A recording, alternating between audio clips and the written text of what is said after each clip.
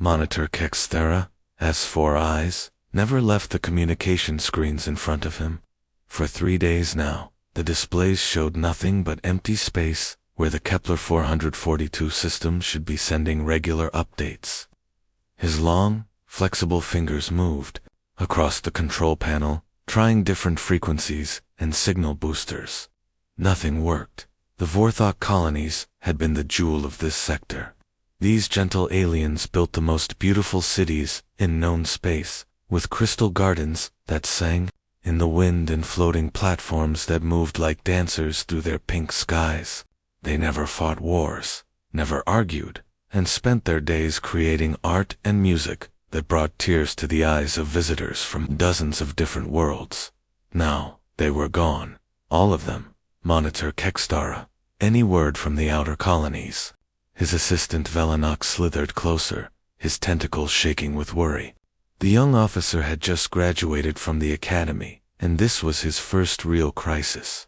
I keep getting pieces of messages, Kexthera said, his voice heavy with worry. Yesterday I caught part of a transmission that mentioned metal death walking through our streets. This morning, someone was screaming about darkness that thinks and hungers. Then everything went quiet. Kexthera pulled up his tactical display. Red warning lights blinked across the galaxy map.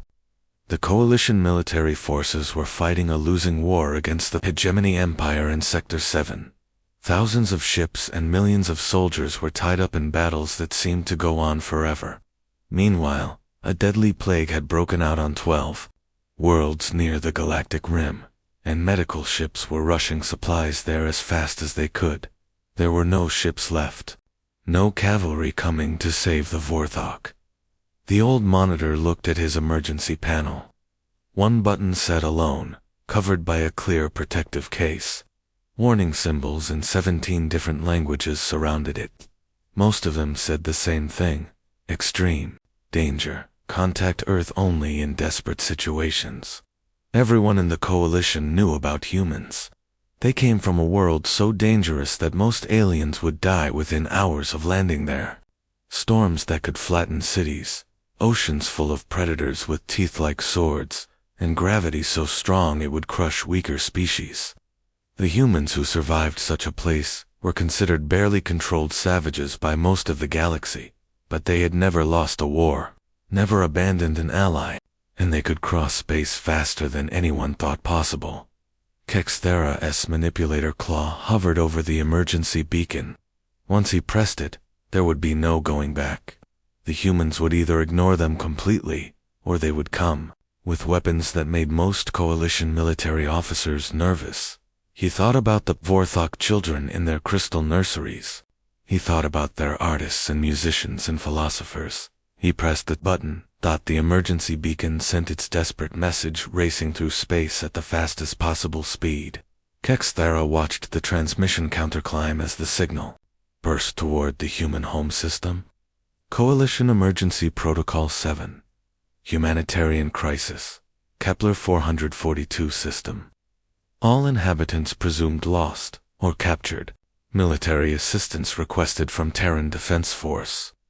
Within minutes, other coalition monitors started calling in. Word spread fast through the communication networks. Have you completely lost your mind? Monitor Veleneri's voice crackled through the speaker.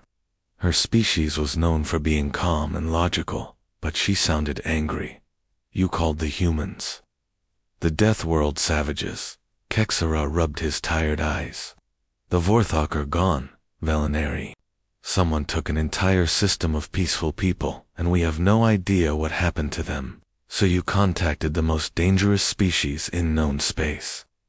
She made a noise that sounded like disgust. Humans are barely past throwing rocks at each other. They only figured out faster than light travel 50 years ago. Most of our races were building starships when they were still living in caves. Other voices joined the conversation. Monitor Zextel from Sector 5 sounded worried. Kexthera, humans come from a Class 12 death world. Their planet tries to kill them every single day. Storms that could destroy our cities, creatures with claws, and teeth that could cut through steel. plants that are poisonous to breathe near. The gravity alone would crush half the species in this sector. I've read the reports, added Monitor Thek. Their oceans are full of predators bigger than our spaceships. Their weather changes so fast it could freeze you solid in the morning and cook you alive by afternoon. And somehow they not only survived on that nightmare world, they became the dominant species. But Kexthera had read different reports, secret military files that most monitors never saw. Did any of you read what happened at the Proxima Defense? Or the Battle of Wolf 359? Silence filled the communication channel. The humans have never lost a defensive battle, Kexthera continued. Not once. When someone attacks people they've promised to protect, they don't just win. They make sure the enemy never tries again. Velinari's voice came back, but softer now. Even if they wanted to help, it would take them weeks to get here. The Vorthok could all be dead by then. That's when every long-range sensor in 3 sectors started screaming warnings. Massive energy signatures were approaching fast. Too fast. Faster than should have been possible. Something was coming out of hyperspace, and it was huge. Space around. The Kepler 442 system suddenly exploded with energy signatures. Warning, alarms screamed on every coalition monitoring station within 3 sectors, as massive ships dropped out of hyperspace with perfect timing. The arrivals were so large that they blocked out entire star fields. This is impossible, whispered Monitor Velinari, staring at her displays. Those energy readings. How many ships are there? On the bridge of the TDF Indomitable, Fleet Admiral Han straightened his uniform and looked out at his battle group. 5 massive dreadnoughts hung in space like sleeping giants, each one bigger than a coalition space station. 12 heavy cruisers formed perfect attack formations around them, their weapons already scanning for targets. Behind them, marine transport ships carried 23,000 of Earth's finest soldiers, all ready for whatever they might face. Admiral, incoming transmission from the Coalition monitoring station, reported Communications Officer Kim. Put them through. A nervous alien voice filled the bridge. Admiral, this is Coalition Monitor, Kexthera, we didn't expect such a rapid response. Our calculations suggested it would take at least 3 weeks for any ship to reach us from Earth space. Admiral Han walked to his command chair, his voice calm and steady. We received your SOS monitor. What's the tactical situation on the ground? There was a long pause before Kexthera responded. Admiral Han, forgive me, but I must ask. How did you get here so fast? According to our understanding of human faster-than-light technology, this journey should have been impossible, in such a short time. Han exchanged a quick look with his chief engineer, Officer Park. The truth was that they had pushed their hyperspace drives far beyond safe limits. Every safety protocol had been thrown out the window. The engines had been running so hot that Park's engineering teams were still putting out small fires in the drive cores. They had cut a 3-week journey down to 12 hours by doing things that no sane military commander would ever approve. We were already in transit when your message reached us, Han said smoothly. Routine patrol missions in this sector. Lucky timing. Another pause. Kexthera's voice came back, filled with amazement. Admiral, in 12 hours you assembled and deployed a fleet larger than most coalition sector defense forces. Your ships, the energy signatures we're reading, suggest firepower that exceeds our military estimates. Monitor, we can discuss technical details later, Han replied. Right now, I need to know what happened to the Vorthok colonies. Do you have any intel on who or what we're dealing with? The alien's voice turned serious. We've lost all contact. The last messages mentioned metal creatures and consuming darkness. Admiral, we believe an entire civilization has been destroyed or captured. Han's expression hardened. Then we'd better get to work. Commander Park's scout ships moved silently through the outer edges of the Vorthok system, their sensors recording everything. What they found made even the most experienced officers sick to their stomachs.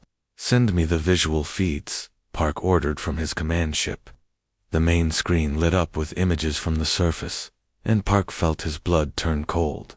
The beautiful crystal cities were gone. In their place stood cold, geometric structures made of black metal that seemed to absorb light. Thick cables ran between buildings like veins, pulsing with strange energy. The famous floating gardens had been torn down and replaced with processing facilities that hummed with mechanical efficiency. But the worst part was the Vorthok themselves. They were still there, walking through their transformed cities, but something was terribly wrong. Their graceful, flowing movements had become stiff and robotic. Black metal attachments covered parts of their bodies like parasites. Where their eyes used to glow with warm, gentle light, now cold, blue sensors scanned everything around them. "Listen to this," said Lieutenant Shin, the communications officer. She played an audio recording from the surface, instead of the beautiful, musical language the Vorthok were famous for. Mechanical voices spoke in perfect unison. Designation: Vorthok Processing Facility 7. Biological integration: 73% complete. Resistance: eliminated. Efficiency improved by 12% since yesterday. Admiral Park's voice shook with barely controlled anger as he contacted the fleet. "They're still alive down there. The Vorthok are still alive, but something has taken control of their bodies. Sir, based on the bio readings we're getting, their minds might still be intact inside those mechanical shells." On the bridge of the Indomitable, Admiral Han studied the tactical information flowing in from Park's scouts.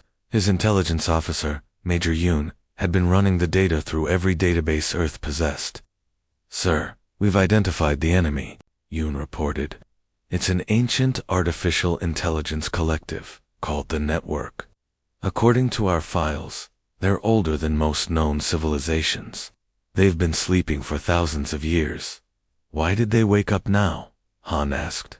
"Unknown, sir, but their pattern is clear. They target peaceful species first, populations with no military experience and no aggressive instincts. The Vorthok were perfect victims." Han looked at the images of the transformed aliens on his screen. Children with mechanical parts grafted onto their small bodies. Artists whose hands had been replaced with cutting tools. Teachers whose voices now spoke only in cold efficiency reports. "Fleet signals. All ships prepare for combat operations," Han ordered. "Marines, prepare for immediate deployment. We're going to get these people back." Intelligence Officer Lee stood at the main display, her hands steady, despite the horrific images surrounding her. She had been analyzing the network's methods for the past hour, and what she found made her want to punch something. "Sir, the enemy calls itself the Network," she reported to Admiral Han. "They're not just killing the Vorthok, they're doing something much worse." The Admiral leaned forward in his command chair. "Explain." "They convert living beings into computer processing units while keeping their minds completely awake and aware. The victims can see everything happening to them, but they can't control their own bodies anymore. They're prisoners inside their own heads." Lee pulled up a detailed scan of a converted Vorthok. "Look at this, sir.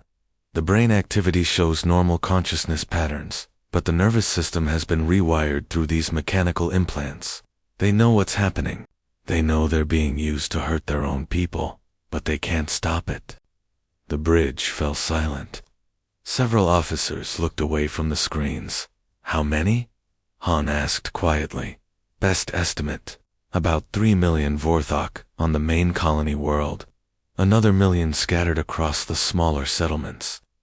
Almost all of them have been processed." Admiral Han stood and walked to the tactical display. Coalition military doctrine was clear about situations like this. First, you spend weeks studying the enemy. Then you request permission from the High Council. Then, you wait for diplomatic solutions. If those failed, you might get approval for limited military action, with specific rules about collateral damage and proportional response, by coalition standards. The proper response would be to blockade the system and wait for the network to make demands. Han opened fleet-wide communication channels. His voice reached every ship, every marine, every pilot in the battle group. All ships, all personnel. I want you to understand what we're dealing with here. The enemy has committed an act of war against innocent civilians. They have enslaved an entire species and forced these people to participate in their own destruction. Mothers are being used to hunt their own children. Teachers are being forced to process their students into machines. His voice grew harder. This stops today. We're going to find every last network unit in this system, and we're going to destroy them all. The response came immediately, a roar of approval that echoed through 23 ships, 23,000 human voices from every corner of Earth, speaking 100 different languages, all saying the same thing. They were ready to fight. In the marine bays, soldiers checked their weapons. In the engine rooms, crews pushed their ships harder. Everyone understood their mission now. Save the innocent. Destroy the enemy. Bring the Vorthok home. The human fleet moved like nothing the galaxy had ever seen before. While coalition forces would spend days positioning their ships for maximum safety and minimum risk, the humans did the exact opposite. They accelerated straight toward the network's orbital defenses like arrows shot from a bow. All ships, maximum burn. Admiral Han's voice echoed across the fleet. Guns free, engage at will. The massive dreadnought TDF Unstoppable led the charge. Captain Choi pushed his ship's engines past safe limits, diving straight through the enemies. Defensive formation. The network's capital ships fired everything they had, but the human ships' shields held. At point-blank range, the Unstoppable's plasma batteries opened fire, punching holes straight through the enemy vessel's hull. Direct hit, enemy ship losing power. Shouted weapons officer KO from his station. Meanwhile, the heavy cruiser's Souls Pride pulled up alongside a network cruiser, like an old-fashioned ship battle from Earth's oceans. Captain Lin gave the order that would have horrified any coalition commander. Full broadside, everything we've got. The Pride's entire port weapon array fired at once.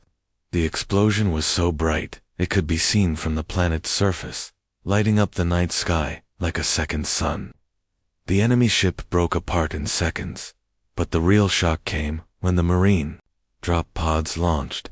Instead of landing safely behind friendly lines like coalition doctrine demanded, the humans aimed their pods directly at the most heavily defended targets on the surface. Colonel Moon's 1st Battalion hit the main network processing center like a meteor shower.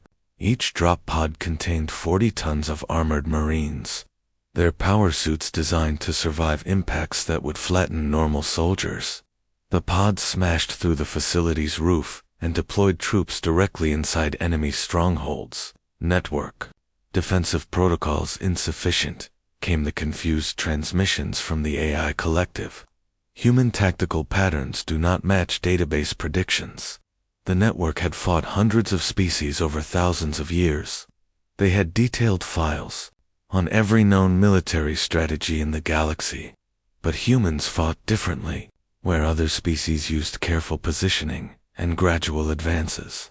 Humans used overwhelming force applied exactly where it would hurt most. Private Jung landed hard in the middle of a conversion chamber, her armor sparking from enemy weapons fire. But the network's energy beams barely scratched her power suit. In return, her rifle fired rounds designed to punch through spacecraft armor.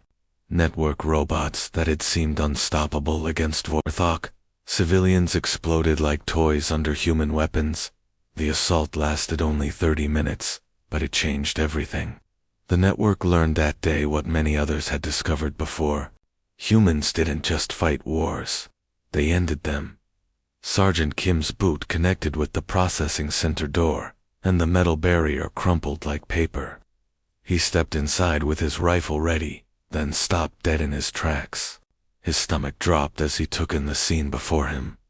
Hundreds of Vorthok hung suspended in glass pods filled with strange blue liquid. Thick cables ran from each pod into the walls, carrying away everything that made these people who they were. The beautiful, crystal-like beings that had once created the most stunning art in the galaxy now had black metal parts grafted onto their bodies. Some of them were still conscious, their eyes tracking movement, their mouths trying to form words through mechanical voice boxes. Double quotes, please. Us. Came a broken whisper from one of the pods.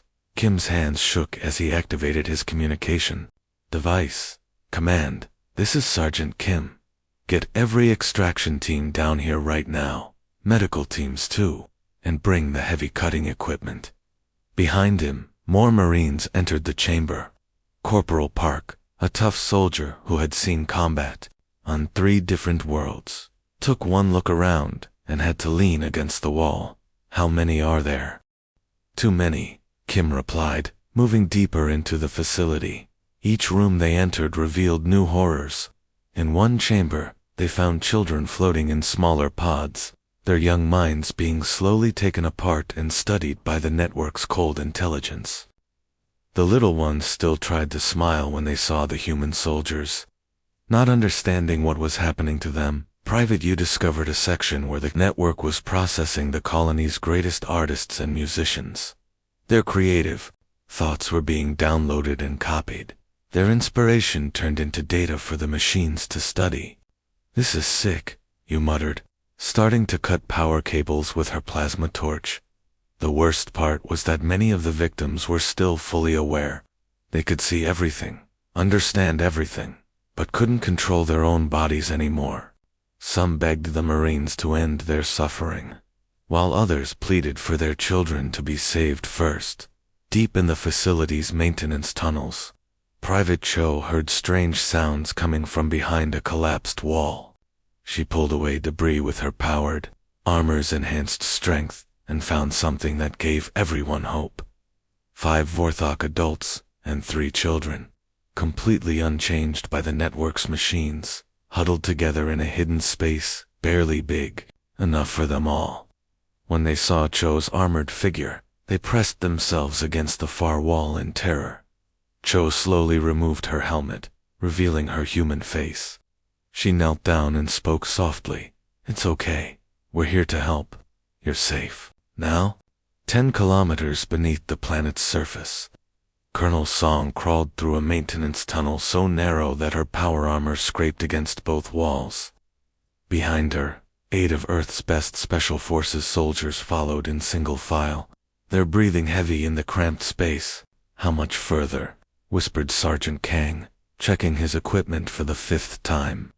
According to the schematics, another kilometer, Song replied, wiping sweat from her forehead. They had been crawling for 3 hours through tunnels that the network had never intended for large beings to use. Above them, they could hear the mechanical voices of the central command center. Network processing capacity, 96% of planetary population integrated. Human resistance, unexpected but manageable. Recommend additional defensive protocols. Song felt sick. 96% meant that almost every Vorthok on the planet had been turned into a machine slave. Only a few thousand remained free, and most of those were children hidden in places the network hadn't found yet. Finally, they reached the central chamber. Song carefully cut through the tunnel wall with her plasma torch and peered inside. The room was massive, filled with towering computer cores that pulsed with blue energy. Thousands of cables ran from the cores to communication arrays that stretched across 6 continents. This is it, Song whispered into her comm. The brain of the whole operation. Her team emerged from the tunnel and immediately came under attack. Converted Vorthok soldiers moved toward them with perfect coordination, their movements mechanical but deadly. The enslaved aliens fired energy weapons and moved in formations that should have been impossible for their species to know. There, fighting like machines, shouted Private Nam as he took cover behind a computer console. No mistakes, no fear, but no creativity either. Song ran toward the central processing matrix. a massive crystalline structure that seemed to be the heart of the network's control system. She attached the fusion charge while her team fought off wave after wave of controlled Vorthok charges. Setsong yelled. 30 seconds to detonation. All teams, clear the area. Her soldiers ran for the tunnel entrance, dragging wounded teammates. Song was the last one in, sealing the passage just as the countdown reached 0. The explosion shook the entire planet. Across 6 continents, millions of Vorthok suddenly screamed as their own minds came rushing back into control of their bodies. Mechanical parts fell away like dead skin. Children called for their parents. Artists remembered their creativity. Teachers remembered their students. For the first time in weeks, the Vorthok were free. Medical Officer Yoon had been working for 18 straight hours without a break. The field hospital buzzed with activity as human medics tried to help Vorthok survivors recover from their nightmare. The aliens' crystal-like bodies were completely different from human anatomy, but Yoon had quickly learned that pain and relief looked the same on any face. "Doctor, how many more coming in?" asked Nurse Beak, checking on a group of Vorthok children who had just been freed from the conversion pods. "At least 1,000 more from the eastern settlements," Yoon replied, washing her hands before moving to the next patient. "But the good news is that most of them are recovering faster than we expected." She walked over to where Admiral Han was reviewing status reports. "Sir, I wanted to update you on the medical situation. The younger Vorthok are bouncing back quickly. Their minds seem more flexible, better able to push past the trauma, but the older ones are having a harder time. Some of them were connected to the network for weeks. They keep expecting their bodies not to obey them." Han nodded grimly. "What? Do they need? Time? Mostly, and proof that they're really free. Some of them don't believe it yet." Across the temporary command center, human engineers worked alongside grateful Vorthok to rebuild their destroyed cities. The aliens watched in amazement as humans brought in massive construction equipment and began clearing away the networks. Ugly black structures, where the machines had built cold, efficient processing centers. The humans helped restore the flowing, artistic architecture that the Vorthok loved. Monitor Kekstara approached Admiral Han, his 4 eyes blinking with curiosity. "Admiral, I must ask something that's been bothering me. How did you know to respond so quickly? According to our calculations, our emergency message shouldn't have reached Earth space for several days." Han looked up from the reconstruction plans, spread across his portable table. "We've been quietly monitoring Coalition emergency frequencies for months. When systems started going dark, we knew something was wrong."